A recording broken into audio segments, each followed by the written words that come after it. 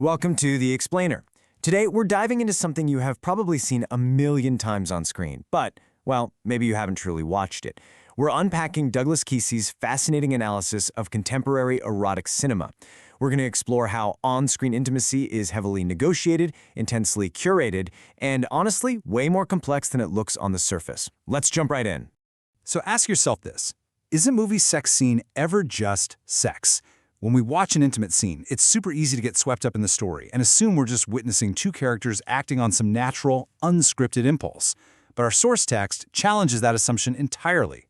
It points out that every single camera angle, every lighting choice, and every edit is basically a deliberate manipulation of power, desire, and cultural messaging.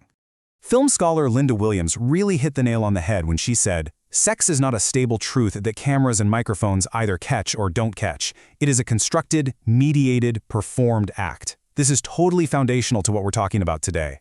Cinema fundamentally editorializes intimacy. It decides exactly what gets included, what gets omitted, and what gets highlighted. You're never just watching sex, you're watching a highly orchestrated performance designed to make you feel a very specific way.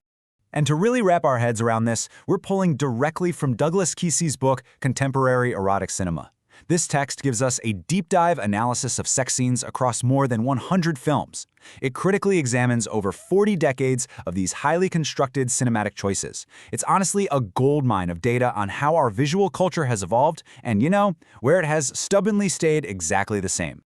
Okay, here's our roadmap for today. First, the meaning of screen sex, then the sexual revolution. From there, we'll examine censorship and double standards, what movies still hide, and finally, loopholes in animation and comedy. Section 1. The meaning of screen sex. Let's unpack the acts on screen. Think about how even the most standard, recognizable sex positions communicate specific hierarchies of gender and power.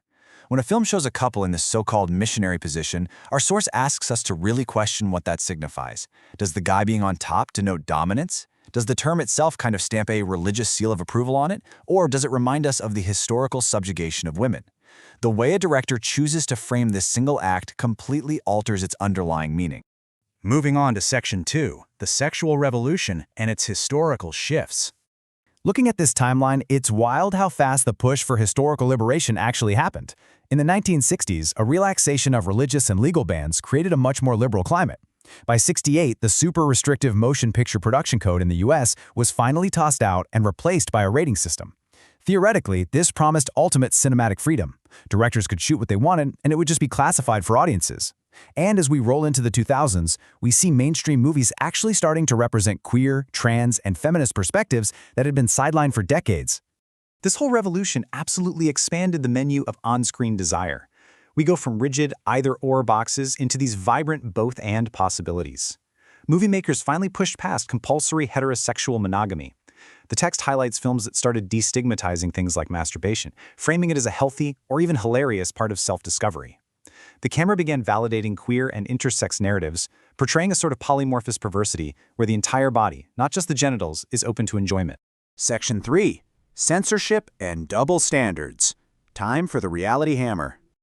Listen to this crazy contrast that actor Ewan McGregor pointed out when his own film faced censorship. He noted that blowing away 5,000 people with a semi-automatic machine gun is perfectly acceptable for an R rating, no problem. But showing a non-erect male penis? Totally unacceptable. That gets pushed into the financially restrictive NC-17 category. Our source really highlights this bizarre double standard in American ratings. Extreme violence is easily digested, but natural male anatomy is fiercely restricted.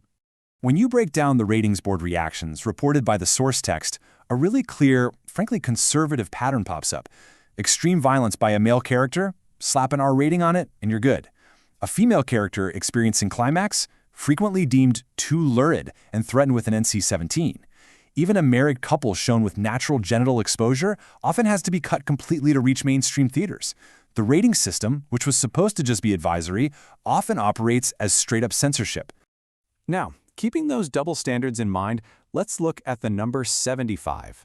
It is a staggering percentage once you hear the story behind it. This quote comes straight from director Colette Burson, talking about her battle with the ratings board over her independent film.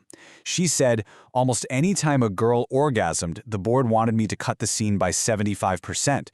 I was told specifically that the board has a problem with young girls' orgasms." Just think about that. The text underscores how this systemic censorship of female pleasure actually forces filmmakers to fundamentally alter or self-censor their own art before we ever get to see it. Section 4. What movies still hide, or what's actually missing on screen?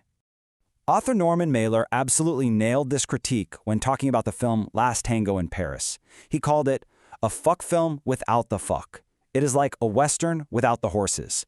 And honestly, decades later, that still holds true. We still rarely see unsimulated intimacy between mainstream Hollywood megastars. By pushing actual sex entirely into the shadows of pornography, mainstream movies basically reinforce the idea that there's something inherently shameful about natural human desire. And it's not just the acts themselves. Think about the bodies and situations that are totally MIA. The source points out that we're given a severely impoverished visual landscape.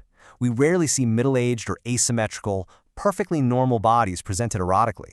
Where's the long-term married desire portrayed with fierce passion? The camera practically ignores non-genital erogenous zones, like the skin or the crook of an arm, and it routinely ignores specific anatomies, like the clitoris or prostate. Cinema's idealized, airbrushed version of humanity is, in reality, incredibly narrow. A huge reason for this is that Hollywood enforces a massively restricted, phallocentric view of pleasure. By focusing almost entirely on vigorous thrusting, the visual narrative basically insists that pleasure only comes from what stimulates the man. It completely ignores true anatomical diversity and the million other ways human beings actually experience intimacy. It's a highly curated script of desire. Finally, Section 5. Loopholes in animation and comedy, and how creators bypass censors. Okay, you absolutely need to know this concept, the alibi genre. An alibi genre is a film category, like a raunchy comedy or sci-fi animation, that basically gives the ratings board an excuse to pass taboo content. Because the creator can frame the act as just a joke or just a cartoon fantasy, the censors let it slide into mainstream theaters. This lets the film secretly explore really complex sexual themes right under the radar. A brilliant example of this is the movie Team America.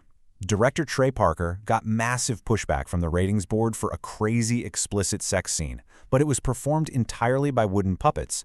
He pointed out how absurd the pushback was, saying, "It's something we all did as kids with Barbie and Ken dolls. The whole joke of it is that it's just two dolls flopping around on each other."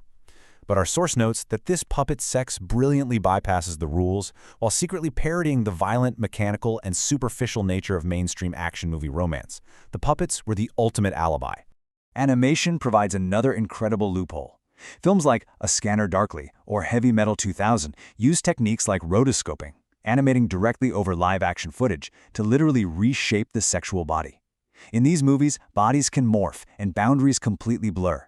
It allows creators to turn sex into a profound metaphor for modern alienation, the loss of identity, and the way our own desires are constantly packaged and sold right back to us in a consumerist society.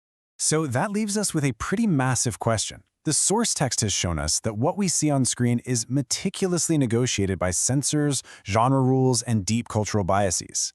If on-screen sex is so heavily policed and constructed, are we actually experiencing cinematic liberation? Or are we just consuming a new kind of curated conformity? Next time you watch an intimate scene, I want you to critically examine the exact choices the director is making.